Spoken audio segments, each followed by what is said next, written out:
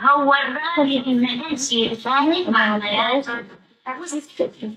مع دول يبقى هنا بينهم عمل يبقى فيها حب الخناق والنقار فيتامين الجواز. الشطة والفلفل هم اللي بيسحروا الحب. اسأليني أنا مدوباهم اتنين. بس لسه ما دبش، هو واحد وربنا يخليه. قالوا لي النهارده اتكلمي عن النكد. مين نكدي، الست ولا الراجل؟ انتي اللي بومه ولا هو اللي بوز الاخس؟ هقول لك حاجه، لا انتي بومه ولا هو بوز اخس خالص.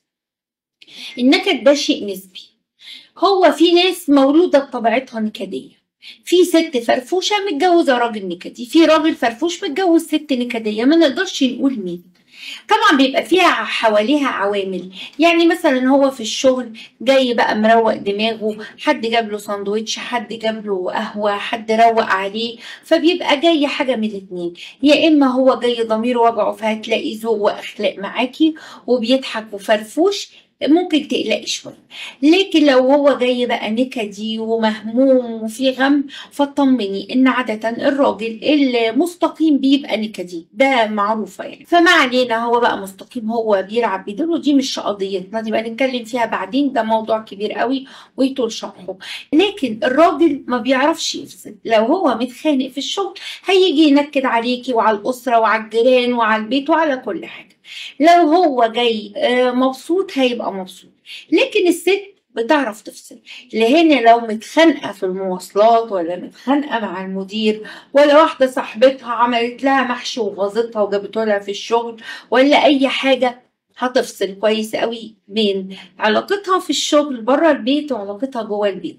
لكن لو ست قاعده طول النهار فاضيه وما بتشتغلش، وجارتها نكدت عليها، واحده لقحت عليها في بوست في الفيسبوك، بتبقى نار، فبتستنى جوزها تنكد عليه.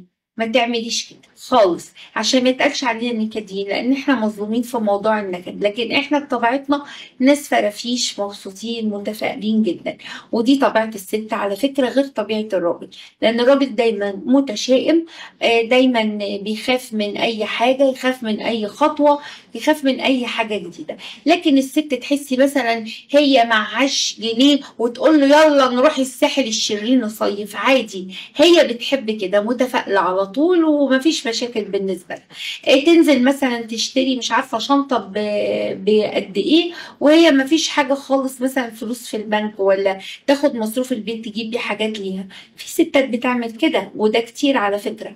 فما نقدرش نقول لا الست نكديه ولا الراجل نكدي. بس لما يحصل نكد وفي حد منكم الاتنين بقى نفسه ينكد شويه، حابب يغير المود بتاع البيت من هادي لنكد وزعاق، الطرف التاني يسكت، هتلاقيه نكد. ادخلي بقى نامي، خدي هدومك روحي اقعدي عند مامتك شويه، خشي اعملي اكل، خشي اعملي اي حاجه، يعني ماما تغربي من وجهه في الوقت ده.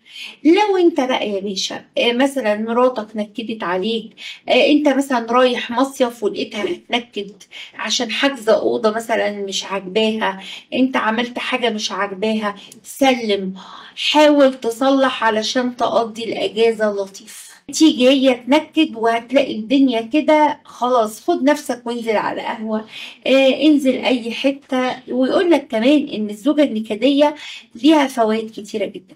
اولا بتقرب العلاقه الزوجيه لان هو بيهرب عند مامته طول الوقت.